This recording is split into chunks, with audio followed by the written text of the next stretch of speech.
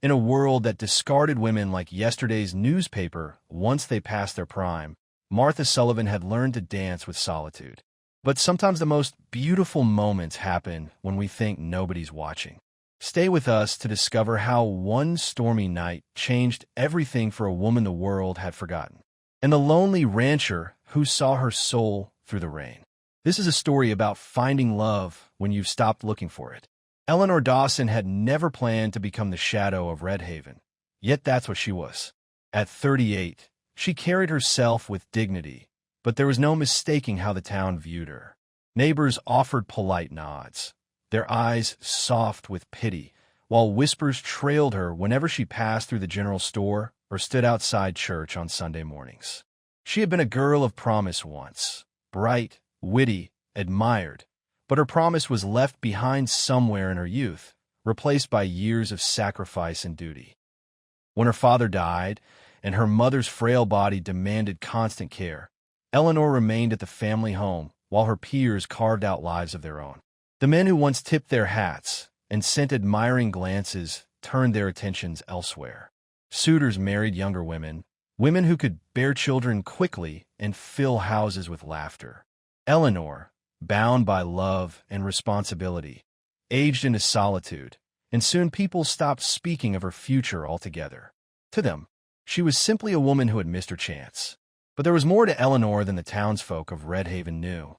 Beneath the quiet exterior, her soul still ached for freedom.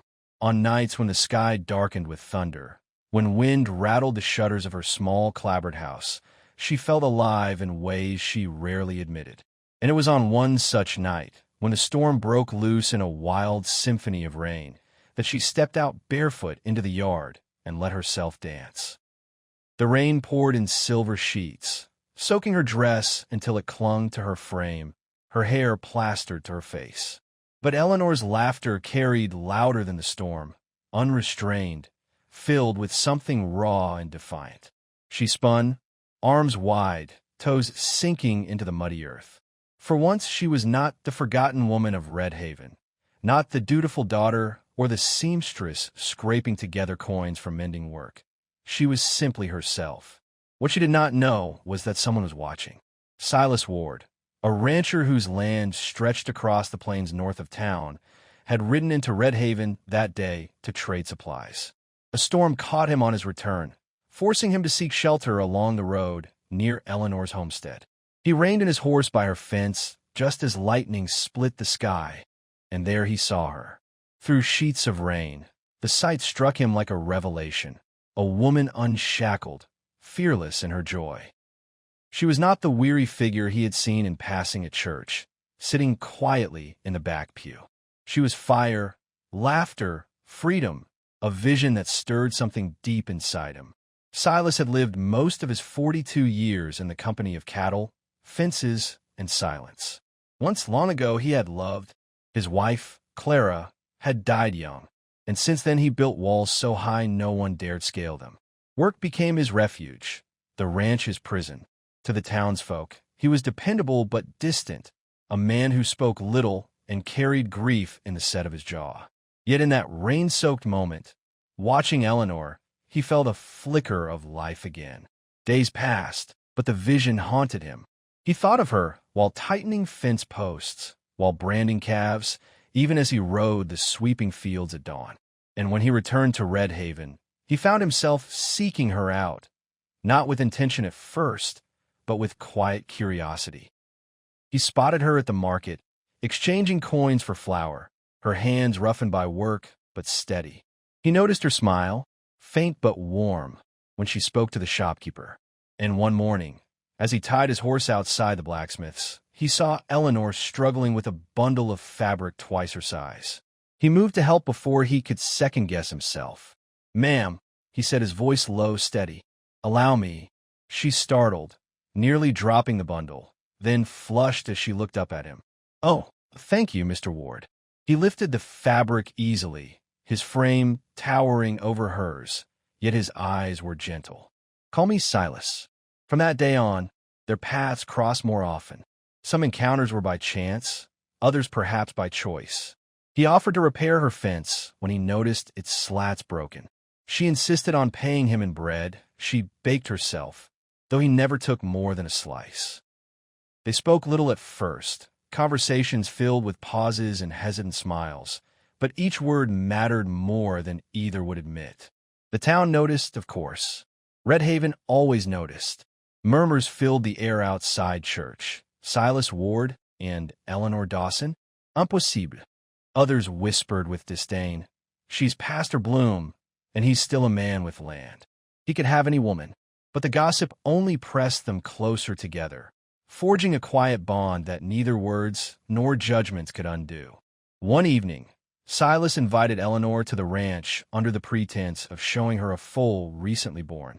She stood in awe as the small creature wobbled on new legs, the golden light of sunset spilling across the pasture. Silas watched not the foal, but Eleanor. The way her eyes softened, the way her hand reached gently to stroke the newborn's mane. "You have a kind heart," he said softly. She glanced at him, startled. "It's nothing, really. Anyone would." "No," he interrupted, his gaze steady. "Not anyone." Their connection deepened in small, stolen moments. Walking along the creek bed, sharing quiet meals, watching storms roll across the sky. Eleanor's laughter returned, cautious at first, then freer. Silas, who had buried his emotions for years, began to smile again. Rare, fleeting smiles that felt like sunlight breaking after a long winter. Yet with every step closer, doubts lingered. Eleanor feared he might see her the way the town did. Past her prime, a woman who could not offer him children or a future that matched his station. Silas, in turn, feared opening his heart only to lose again. Those doubts came to a head one autumn evening at the town's harvest gathering. Lanterns hung along the square, fiddles played, and couples danced across the wooden planks. Eleanor stood at the edge, certain she would simply watch as always. But Silas approached, hand outstretched. "Dance with me," he asked. Her breath caught. "Silas, people will talk. Let them." He led her onto the floor, his hand firm around hers. At first, she moved stiffly, aware of every eye upon them. But as the music swelled, as Silas's steady gaze anchored her, Eleanor forgot the whispers. For the first time in years, she felt seen, not as the town spinster, but as a woman alive, desired, cherished. That night changed everything. From then on, there was no denying their bond. They faced the town's gossip together, weathering sharp tongues with quiet strength. Silas defended her openly, his voice calm but firm whenever anyone dared speak ill. And Eleanor, emboldened by his love, began to walk the streets with her head high, no longer shrinking under pitying glances. In time, their companionship blossomed into love, not the fiery rush of youth, but a steady flame that warmed even the coldest nights. Silas asked her to share his home, not out of pity, not out of obligation, but out of genuine devotion. "Eleanor," he said one evening beneath the vast Montana sky, "I've spent too many years alone. But when I look at you, I see the life I thought was gone forever. Will you share with me?" Tears filled her eyes as she answered, her voice breaking. "Yes, Silas. 1,000 times yes." Together, they built something rare and enduring. Eleanor filled the ranch with warmth, laughter, and quiet wisdom. Silas, once haunted by loss, found peace in her presence. Though they never had children of their own, they became pillars in Red Haven, guiding the younger generation, offering kindness to neighbors, showing by example that love does not diminish with age but deepens. The townsfolk, in time, ceased their whispers. Where once they saw only what Eleanor lacked, they now saw strength, resilience, and grace. Where once they pitied Silas for his solitude, they now admired him for finding joy again. And so, the woman Red Haven had forgotten, and the rancher who had walled off his heart, proved them all wrong. Love had found them when neither sought it, under a stormy sky where rain hid tears and laughter alike.